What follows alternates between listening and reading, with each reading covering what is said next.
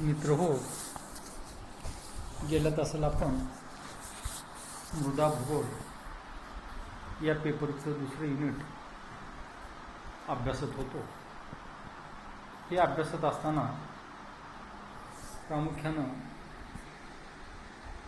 मृदेची असणारी जडणघडण आणि या जडणघडणीमध्ये कारणीभूत असणारे जे घटक आहेत या घटकांचा अभ्यास आपण यापूर्वीच्या तासाला केलेला आहे. आता प्रामुख्यानं मृदेचा अभ्यास करत असताना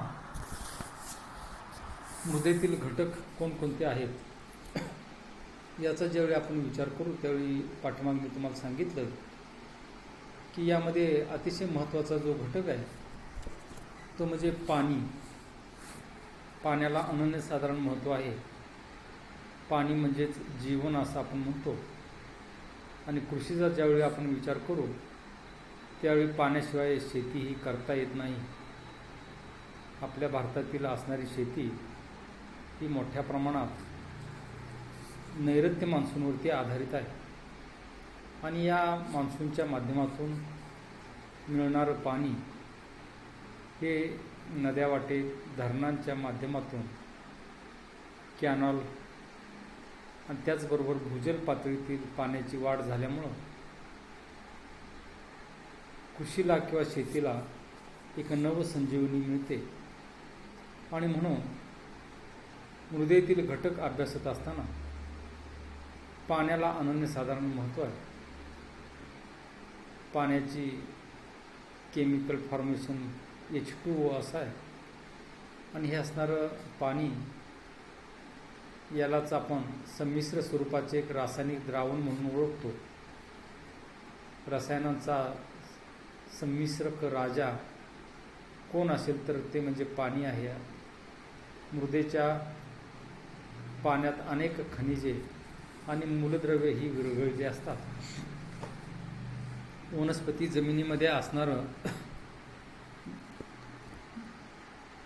जे अन्न आहे वनस्पतींचं अन्न त्याला आपण इंग्रजीमध्ये NPK असं म्हणतो. नत्र, पोटॅश, पालाश, त्याचबरोबर गंधक वगैरे सारखी जी लहान सहान मूलद्रव्य खनिजे आहेत यांचा उपयोग करून वनस्पती स्वतःची वाढ स्वतः करतात. पाणी हा सर्वात प्रभावी घटक असून तो मृदेत सेंद्रिय, रासायनिक, खनिजयुक्त अशा अनेक घटकांचे मिश्रण करतो. मृदेच्या स्तरामध्ये पाणी मुरतं. ते पाणी मृदेच्या स्तरातून खाली खाली जात असतं. एका बाजूकडून दुसऱ्या बाजूकडे जमिनी अंतर्गत हे पाणी फिरत असतं, वाहत असतं. त्यावेळी मृदेतील रासायनिक, जैविक आणि सेंद्रिय व इतर घटकांचे रूपांतर पाण्यामध्ये लिक्विड अशा प्रकारचं होतं. हे पाणी संमिश्रण होतं. संमिश्रित पाणी म्हणून त्याला आपण ओळखतो. आणि हे संमिश्रक पाणी मुळावाटे वनस्पती शोषून घेतात आणि त्या पानाकडे पाठवतात. वनस्पती सूर्यप्रकाशाच्या माध्यमातून, सूर्यप्रकाशाच्या सहकार्यातून स्वतःचं अन्न स्वतः तयार करतात. त्याला मराठीमध्ये आपण प्रकाश संश्लेषण असं म्हणतो. आणि या प्रकाश संश्लेषण क्रियेद्वारे तयार केलेलं अन्न संपूर्ण वनस्पतींच्या असणाऱ्या शाखांच्याकडे पाठवलं जातं आणि वनस्पतींची वाढ होते. त्यालाच इंग्रजीमध्ये आपण फोटोसिंथेसिस प्रोसेस असं म्हणतात. पाण्यामुळे मृदेत पोषक द्रव्ये, पिके, वनस्पती यांना मिळतात. मृदेत आर्द्रता, पाणी उपलब्ध नसेल तर ती मृदा ही कोरडी किंवा अनुत्पादक बनते. आता अशा प्रकारे मृदेमध्ये हे असणारं हे जे पाणी आहे या पाण्याला अनन्यसाधारण महत्त्व असतं. विविध प्रकारची मृदा या कोष्टकमध्ये तुम्ही पहा. पोयटा किंवा गाळयुक्त मृदा, वाळूमय चिकन मृदा, वालुकामय पोयटा मृदा आणि वाळूसरा किंवा भरड जमीन किंवा दगडगोट्यांची जमीन अशा प्रकारची मृदा ही आपल्याला पाहावयास मिळते. या मृदेतील दुसरा जो घटक आहे महत्त्वाचा तो म्हणजे तापमान. तापमानाला अनन्यसाधारण महत्त्व आहे. मृदेचं तापमान हे तिच्यातील उतार, तिच्यामध्ये असणारा ओलावा आणि भूपृष्ठावरती असणारं वनस्पतींचं आच्छादन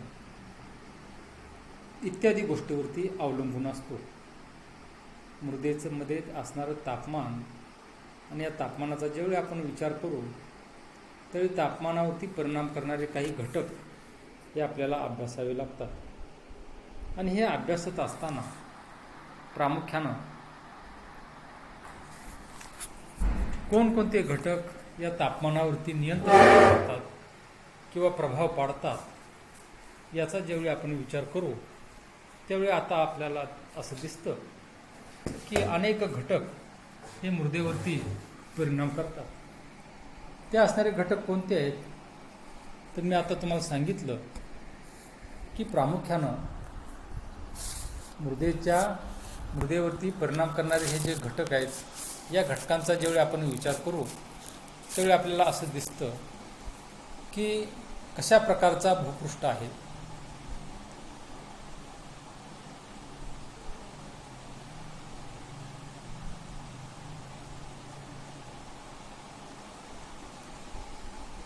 त्या ठिकाणी असणाऱ्या भूपृष्ठाचं स्वरूप काय आहे, भूपृष्ठाला असणारा उतार किती आहे यावरती प्रामुख्याने मृदेचं तापमान हे अवलंबून असतं किंवा आधारित असतं. मृदेचे तापमान हे त्या ठिकाणी असणाऱ्या भूपृष्ठाच्या उतारावरती अवलंबून असतं. आणखीन कशावरती असतं तर त्या भूपृष्ठामध्ये असणारा ओलावा किती आहे किंवा आर्द्रता किती आहे यावरती सुद्धा प्रामुख्यानं त्याचा प्रभाव किंवा परिणाम हा मोठ्या प्रमाणात होत असतो. आता भूपृष्ठाचा उतार, जमिनीमध्ये असणारा ओलावा किंवा आर्द्रता आणि भूपृष्ठावरती असणारं वनस्पतींचं आच्छादन इत्यादी गोष्टींचा प्रभाव किंवा परिणाम हा प्रामुख्यानं त्या ठिकाणी असणाऱ्या मृदेच्या तापमानावरती होत असतो. आता मृदेचं तापमान अभ्यासत असताना हे मृदेचं तापमान हे किती आहे किंवा त्या ठिकाणी असणारं तापमान जास्त का आहे किंवा काही जमिनीमध्ये मृदेमध्ये असणारं तापमान कमी का आहे या गोष्टींचा ज्यावेळी आपण विचार करू, अभ्यास करू त्यावेळी आपल्याला असं दिसून येतं की त्या असणाऱ्या तापमान या घटकावरती काही घटक हे परिणाम करतात. मी आता तुम्हाला सांगितलं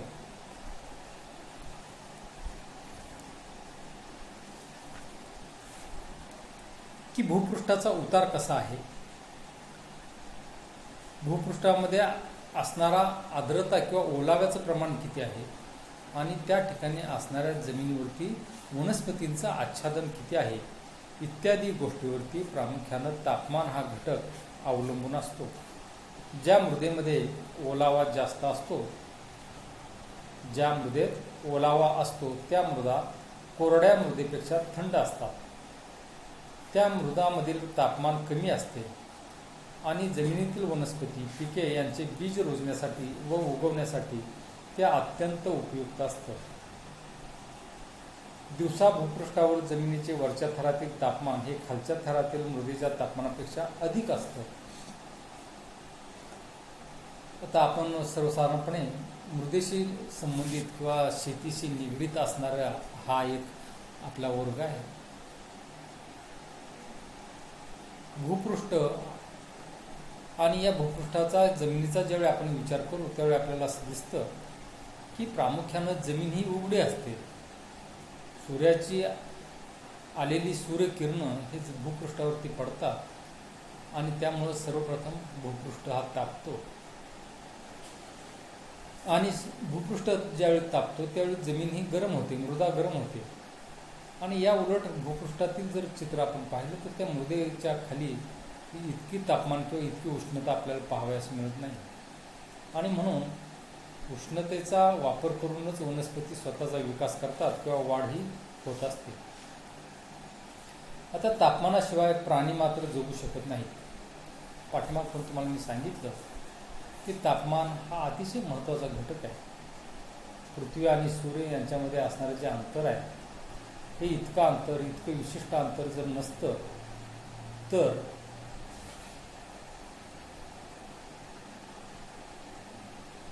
पृथ्वीवरती सजीव सृष्टी किंवा ज्याला आपण बायोस्फिअर म्हणतो हे बायोस्फिअर आपल्याला दिसलं नसतं. तापमानाशिवाय प्राणी हे जगू शकत नाही. वनस्पती व पिकांची वाढ सुद्धा जमिनीवरील तापमान म्हणजेच उष्णतेवरती अवलंबून असते.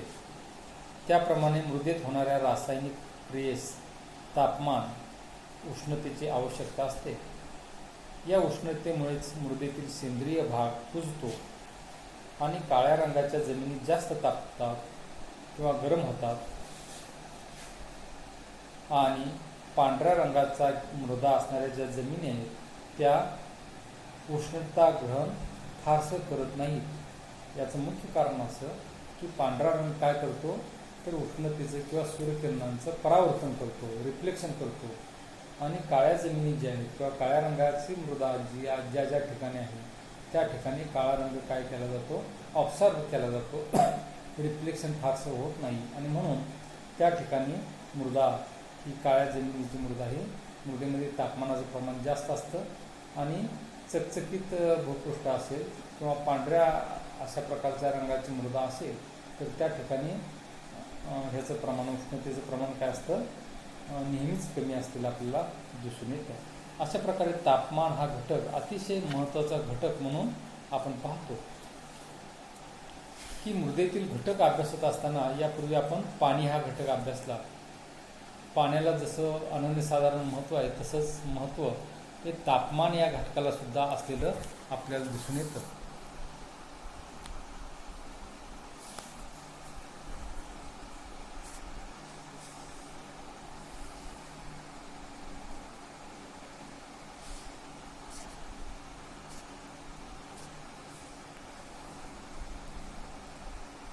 आता पुढचा जो प्रामुख्यानं पॉईंट आहे तो म्हणजे मृदेचे रासायनिक गुणधर्म. आता मृदेचे रासायनिक गुणधर्म अभ्यासत असताना की त्यालाच इंग्रजीमध्ये केमिकल प्रॉपर्टीज ऑफ सॉईल असं म्हणतात. रासायनिक गुणधर्मामुळे मृदेची सुपीकता ही निश्चित करता येते. आता रासायनिक गुणधर्म म्हणजे काय तर मृदेमध्ये विविध प्रकारचे खनिजे ही सामावलेली असतात. मृदेला एक विशिष्ट अशा प्रकारचा रंग प्राप्त होतो. तो का प्राप्त होतो याचं कारण काय तर त्या ठिकाणी असणाऱ्या मृदेमध्ये खनिजे कोणती आहेत त्या खनिजांचाच परिणाम हा मृदेच्या प्रकारावरती, मृदेच्या रंगावरती आणि मृदेच्या गुणधर्मावरती होत असतो. मृदा काय आहे तर अनेक खनिजांचं असणारं मिश्रण, अनेक खनिजांचं असणारी बुकटी ज्याला आपण म्हणतो, कण ज्याला आपण म्हणतो म्हणजेच मृदा असते. अनेक खनिजांचं असणारं मिश्रण म्हणजे मृदा होय, ही मृदेची खऱ्या अर्थानं व्याख्या आहे.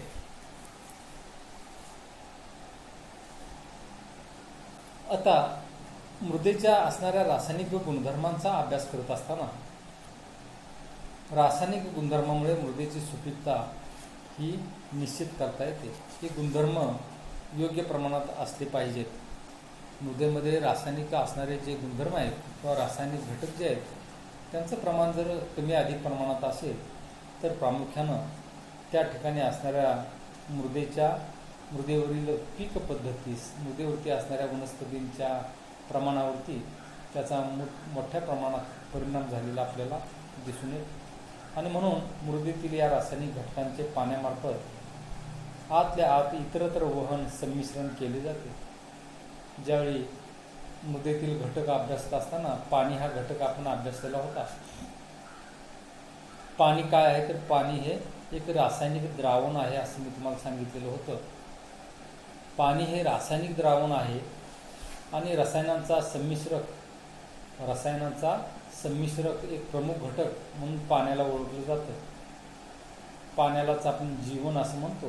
पाठीमागे मी तुम्हाला सांगितले की पाणी हा सर्वात प्रभावी घटक असून तो मृदेत सेंद्रिय, रासायनिक, खनिजयुक्त अशा अनेक घटकांचं मिश्रण करत असतो. हे असणारे सगळे जे घटक आहेत हे घटक तो काय करतो तर त्या वनस्पतीला प्रामुख्यानं देण्याचं काम पाणी हा घटक करत असतो. आणि त्यामुळं पाण्याला अनन्यसाधारण महत्त्व होतं. त्यानंतरच्या एका पॉईंटमध्ये मी तुम्हाला सांगितलं की तापमान हा घटकसुद्धा महत्त्वाचा आहे. वनस्पतींची वाढ व्हायचं असेल तर पाणी पाहिजे आणि तापमान पाहिजे. आणि तिसरा जो घटक आहे तो म्हणजे त्या जमिनीमध्ये असणारे रासायनिक घटक असले पाहिजे. ते म्हणजेच वनस्पतींचं असणारं अन्न असतं. हे असणारं विविध प्रकारचे खनिजे असतील, जीवनसत्व असतील, नत्र, पोटॅश, पालाश इत्यादी जे घटक आहेत हे घटक असतील. हे सगळे घटक हे पाण्यामध्ये मिसळतात आणि हे असणारं संमिश्र पाणी, संमिश्र द्रावण वनस्पती मुळाद्वारे शोषून घेतात आणि त्यांची वाढ होत असते. मृदेतील या रासायनिक घटकांचे पाण्यामार्फत आतल्या आत काय होत असतं, वहन होत असतं.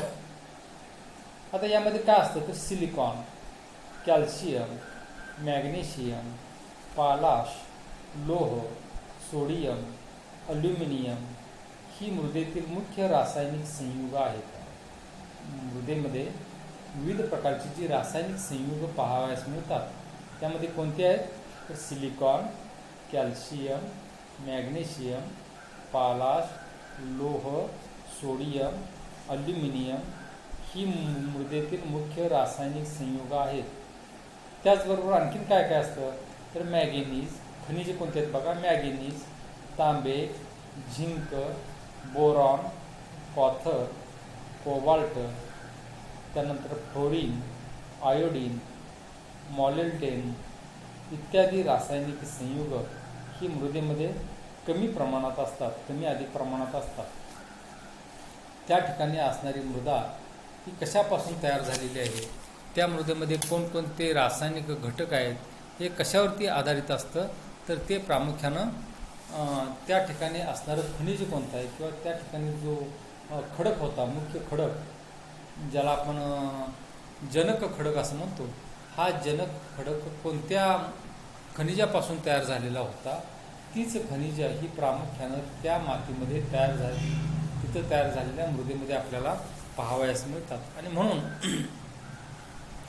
रासायनिक संयुगाचा ज्यावेळी आपण विचार करू त्यावेळी मी आता तुम्हाला सांगितलं की सिलिकॉन हे अतिशय महत्त्वाचा घटक आहे.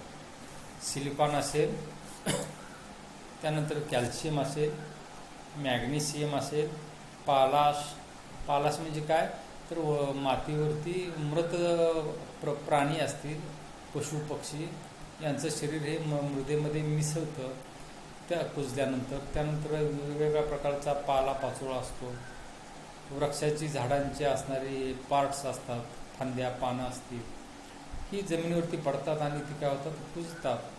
आणि कुजल्यानंतर काय होतं तर ते मृदा ही भुसभुशीत होते, मृदा ही पालाशयुक्त होते, मृदेमध्ये पालाशची निर्मिती होते आणि ती मृदा ही वनस्पतीच्या वाढीसाठी ही अतिशय पोषक, अतिशय अनुकूल म्हणून ओळखली जाते. त्याचबरोबर आणि काय असतं तर लोह असतं, लोखंड, त्यानंतर सोडियम, अल्युमिनियम इत्यादी मृदेमध्ये रासायनिक संयुग असतात.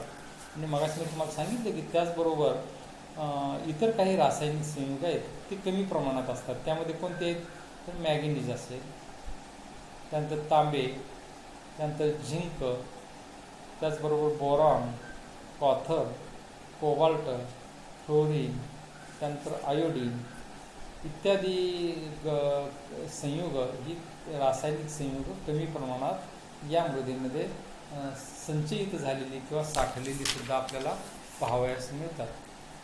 तर अशा प्रकारे मृदेचे असणारे रासायनिक घटक किंवा मृदेमध्ये असणारे रासायनिक गुणधर्म हे या गोष्टीवरती आधारित असतात. कोणकोणते घटक, कोणकोणत्या गोष्टी या प्रामुख्यानं त्या मृदेमध्ये सामावलेल्या आहेत यानुसारच मृदेच्या असणारे गुणधर्म हे निर्माण होतात किंवा बदलत असतात. आता याचा ज्यावेळी आपण विचार करू त्यावेळी आपल्याला असं दिसून येतं की प्रत्येक असणारी मृदा ही वेगवेगळ्या प्रकारच्या गुणधर्मानं युक्त असते. याचं मुख्य कारण काय तर त्याचं मुख्य कारण असं की ती मृदा कोणत्या खडकापासून बनलेली आहे, त्या खडकामध्ये असणारी खनिजं कोणती होती, तीच खनिजं तेच गुणधर्म हे प्रामुख्यानं त्या मृदेमध्ये उतरतात आणि म्हणून त्या प्रकारची मृदा किंवा त्या प्रकारचे गुणधर्म हे प्रामुख्यानं त्या मृदेमध्ये आपल्याला पाहावयास मिळतात. ठीक आहे, उरलेला जो पार्ट आहे तो आपण पुढच्या पिरियडला कंटिन्यू करू.